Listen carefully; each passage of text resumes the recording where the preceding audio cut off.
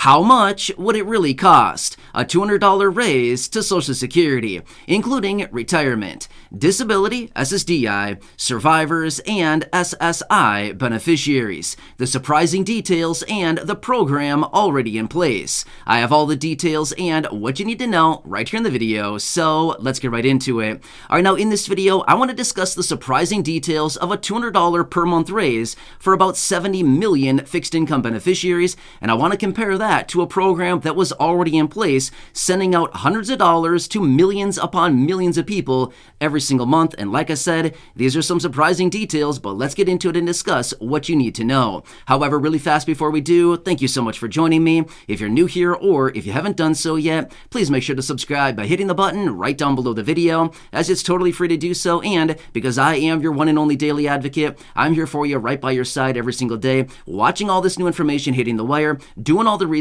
and breaking it all down into short videos just like this, so you can stay updated with what's actually going on right now, and most importantly, so you can see how it's going to impact you, your money, your benefits, your lifestyle, your bank account, and of course anything out there right now you can possibly grab and or take advantage of as a low income or fixed income beneficiary. So again, thanks so much for joining me. Please make sure to subscribe down below if you haven't done so yet, so you don't miss any videos going forward, and I'll be here for you right by your side every single day. That's my dedication, that's my commitment, and that's my promise to you and everybody right here in the community, and as always, I'm sticking to it. All right, thanks again. Let's jump into it and talk about all the details here, and you got to stick with me on this because there's a lot of numbers I want to talk through with this, and again, you're going to find this to be very surprising, and then we're going to put Congress right on the spot with this one. So, you ready to put Congress on the spot? I am.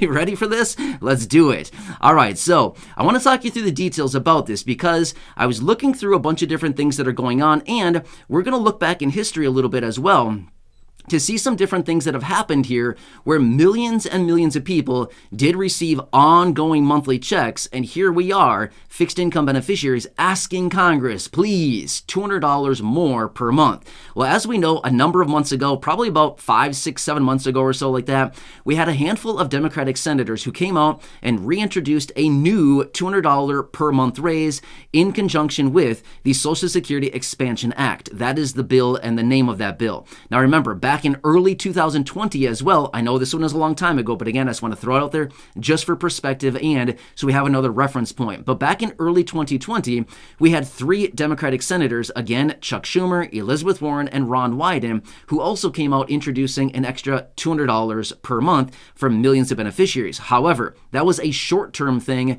versus the one that was recently introduced by Bernie Sanders, Elizabeth Warren, and others. That one would be going for about 76 years, or actually about 74 years. So the one that was recently introduced would actually be a much longer term solution versus the one from a few years ago, which was only going to be for about a year and a half. So anyway, just want to put that into perspective.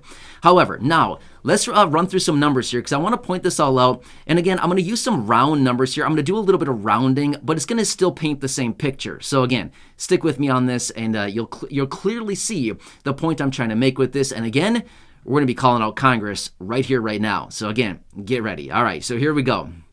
Here's what it comes down to. Let's run some math on this. So as of right now, there would be about 70 million beneficiaries who would be eligible for the $200 per month raise, or that we've been calling on Congress to send out that $200 boost to monthly benefits. And by the way, when I say 70 million people, I'm talking about all the beneficiaries I mentioned at the beginning of this video. Social Security retirement, SSDI, survivors, SSI, VA beneficiaries. There's about 70 million people encompassed within that, okay? Give or take a few, but again, about 70 million, and that's the number we're going to use. Now, if we were to implement a $200 per month raise for each of these individuals, $200 per month multiplied by 70 million people is $14 billion every single month. Okay, so keep that number in mind.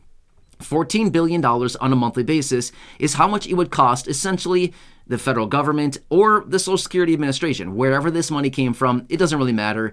It's just kind of, wherever they decided to send the money out from. But just remember that number, $14 billion a month is what it would cost. Or if we take $14 billion multiplied by 12, that would come up with $168 billion, okay, over the course of 12 months. Okay, so keep these numbers in mind, $14 billion per month or $168 billion across the entire year on an annualized basis. All right, so now that we have those numbers, let's quickly talk about a program that was in place, sending out hundreds and hundreds of dollars every single month basically just like what we're asking out of Congress right now with the $200 per month raise, but these checks were going out to about 38 million households. Here's what it comes down to. Now, again, I'm going to step back in history here for just a second just to prove a point. I know that a lot of you here in the community were not eligible for these checks. I totally get that. Some of you were, some of you weren't, but I just want to use this as a reference point. And again, then we're going to call out Congress, but we got to make our case first, right? We got to appeal to, our point. We got to bring all the evidence, and then we're going to hit them. All right, here's what it comes down to. Remember back in the second half of 2021, we had the advanced child tax credit payments, okay? So starting in July all the way through December, and then in early 2022, all of those same people that got the child tax credit payments got a big lump sum check as well, okay? However, the advanced payments, here's what it comes down to. In the second half of 2021, the advanced child tax credit payments were going out to about 38 million households, and the average household was getting $422 every single month, which, by the way, all of that calculated out comes out to be a little bit over $16 billion every single month that was going out the door from the federal government to about 38 million families and households, okay? Now remember, the number that I laid out for you just a minute ago for the $200 per month raise for fixed income beneficiaries would cost, remember, $14 billion or $168 billion on an annualized basis.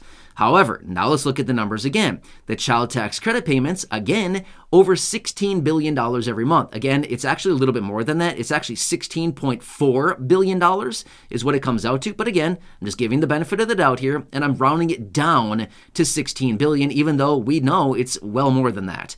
But let's just round it down to $16 billion. So already off the bat here, on a monthly basis, we're already $2 billion more for that program. And again, this is not a program that needs approval or anything like that. This is a program that already happened. This is something that's already in the books. It happened in the second half of 2021. It's not like we're talking about theory here. We're talking about the real deal. This is something that happened, okay? Anyway, so the $16 billion that went out every single month in the second half of 2021, again, if we were to annualize that on an annualized basis, $16 billion, or actually about $16.4 billion every single month over 12 months is just under $200 billion. Okay, now remember the number that I gave you just a minute ago on how much it would cost on an annualized basis to send out $200 for about 70 million low-income, fixed-income beneficiaries, seniors, older adults, and people with disabilities, which we've also always agreed in many of the videos, and as the president has said, should never need to live in poverty in America. Well, get this. The $200 billion that went out as a result of the child tax credit payments is $32 billion more than what would be required to send out a $200 per month raise for about 70 million people receiving fixed income benefits. Remember, $200 billion on an annualized basis for the child tax credit payments, meanwhile $168 billion on an annualized basis for the $200 boost. That's a difference of $32 billion over the course of the year. You see the numbers here? I mean, seriously, do you kind of see what I'm saying here, okay? I think we all see the point I'm making right now, okay? Here's what's interesting about it. We continue to hear out of Congress, where's the money going to come from? We don't know where the money's coming from. I guess my rebuttal to that would be, where did the money come from for the $200 billion that went out in the form of child tax credit payments? Now again, don't get me wrong. I am not saying that we shouldn't be sending money out to families or to kids as the child tax credit payments. I'm not saying we shouldn't do that. I'm just saying, let's make it fair. Fair is fair, right? This country's all about fairness, right? Is it not? Is that like the buzzword that we're hearing these days? Fairness across the country, right? Everything needs to be fair. Okay, I agree. Fair is fair. Then let's do it. What are we doing here, right? We've always heard about Congress talking about this. We've heard the president talking about it. No older adults or people with disabilities should ever need to live in poverty in America. You know, we've got to look out for the seniors. We've got to look out for the disabled. I agree. If that's the case, then we already know that fixed income beneficiaries are highly vulnerable. We already know that fixed income beneficiaries are at risk, highest at risk, right? We know this. We've been talking about this for years. In fact, we've seen it from all the reports over the last couple of years here as well. We continue to see the vast majority of fixed income beneficiaries rely on their monthly benefit for about 90+% of their monthly income. Therefore, it puts these individuals into kind of a high risk / vulnerable category, because if something happened to your benefit, or if the cost of living continues to increase, guess what happens? your monthly benefit isn't making the cut anymore, just like what we saw throughout the entire year of 2022, the second half of 2021, and it's likely going to continue on in the entire year of 2023 with all of this very high inflation, right? So we know this is happening. This is the reality. We continue to see this happening, and this is not just theory. Like I said, it's not theory. This is not just made up stuff. This is the reality of what many fixed income beneficiaries are really dealing with right now. So again, to reiterate all the numbers, and the point I was making is, if Congress found the $200 billion that they needed to send out the advanced child tax credit payments along with the lump sum payment in early 2022, as all the millions of people claimed the other half of the child tax credit payment, what about, older adults? What about seniors? What about fixed income beneficiaries? What about the $200 per month raise? When it comes down to it, we'd actually be saving, in theory, $32 billion over the course of the year if we were to implement this program. Get what I'm saying here? So again, just like I've been talking about for a while now, fair is fair. We've got to look out for the people who are maybe the most vulnerable or highest at risk. And again, we see this all the time. Low income, fixed income beneficiaries. We see this with all the reports out there. So I was running some numbers on this. I came across all this and I thought, wow, this is actually pretty surprising. So again, I guess the point I want to make to Congress is, you found the money for the child tax credit payments. They continue to say, where's the money coming from? Well, look to your buddy old pal, the Federal Reserve, who just prints up money all the time. I don't know. That's where they found a lot of money for all this other stuff over the last 2.5 years here, where they printed up $6 trillion. I don't know. Maybe you got to print it. You know what I mean? So I'm not really sure, but anytime that they come together with an objective and they have some kind of plan, they always seem to find the money. They happen to find it every single time when they find something. So what about this time? What happens here, right? So wouldn't be that hard to figure out. So, but anyway, just want to make this point because it's kind of very interesting. And at the end of the day, a $200 per month raise to beneficiaries would certainly be life-changing in a big way. Now, don't get me wrong. I completely understand. $200 these days, it's not going to get everybody what they need, but it would certainly help, okay? I think we can all probably agree the real number these days probably needs to be more along the lines of probably $400, maybe more than that. But at the end of the day, $200 would certainly be a good starting point. It would certainly help out in a big, big way. And this, no, it would not be inflationary like some politicians are saying, and some people are saying this would just be inflationary. No, it wouldn't. It's not going to be that inflationary. $200 per month for about 70 million people, $14 billion a month, it's just not going to be inflationary. There's just no way. It's not enough money going to enough people. The numbers are too small. That's why it's not going to be inflationary. Now, if we were talking $1,000 every month to 70 million people, that's a different story. Yeah, that'd probably be inflationary. But $200, it's just not. It's not going to cause inflation. So anyway, hope you enjoyed this little report here. So again, now the ball is in the court of Congress, and let's see.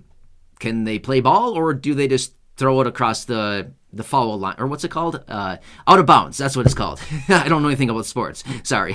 Foul line. What a joke. Sorry. Anyway, I meant to say out of bounds. That's what I meant to say. So anyway, I hope this kind of makes sense for you. Leave your comments, your questions, and your feedback down below.